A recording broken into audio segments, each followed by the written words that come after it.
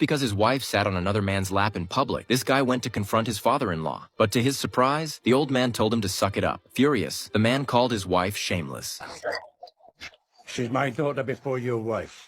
His father-in-law pointed a finger in his face and told him to watch his mouth, as if the one in the wrong wasn't the wife, but him. Everyone around just waited to see him humiliated. He had no choice but to swallow it, because the old man was the local crime boss, ruthless and untouchable. He wasn't someone you could afford to piss off. Just when he thought he could bear it and move on, his wife went even further. She brought the other man home. Sitting silently in the corner, he watched her walk the guy out, then waited for her return. When she walked in, he flipped on the lights. He wanted her to know he'd seen it all. He'd just been trying to spare her some dignity, but instead of showing guilt, she brushed it off, claiming they were just talking, nothing more. He didn't argue. He just walked upstairs. Their relationship had long been dead. What he cared about now was their son. But before he could make a move, his wife struck first. She had her father track him down, hoping to pressure him into initiating a breakup. The man felt nothing. He couldn't wait to be done with her. But what the father-in-law said next pushed him over the edge. Not only would he be thrown out, but his son, his only concern, would be taken away too. That was too much. He could give up everything else, but not his son. Without another word, he stood up and left. The next day, the old man sent 2 henchmen to take father and son to the amusement park. The man wanted to say no, but at that point, he had no say in the matter. The 3 of them arrived at the park, where the boss was already waiting. He sent the boy off to play with his men, saying he wanted to talk to the man alone. They boarded the Ferris wheel, but when they reached the top, the man saw his wife below. She was leading their son into a car. It was a setup. The boss lured him onto the Ferris wheel just to snatch the kid away. The man moved to resist, then felt a gun pressed into his side. He could do nothing but watch, but it wasn't over. They stuffed him in a car trunk and drove out to the middle of nowhere. There, an abandoned RV stood waiting. They threw him inside, poured a whole bottle of booze down his throat, soaked the place in gasoline, and set it ablaze, planning to pass it off as a tragic accident. Flames roared around him as he thrashed in agony. His wife and son witnessed the whole thing. When the fire didn't finish him, one of the henchmen put 2 bullets in him to end it. But that wasn't the end of the story. The father-in-law and the wife would pay for what they did with their lives.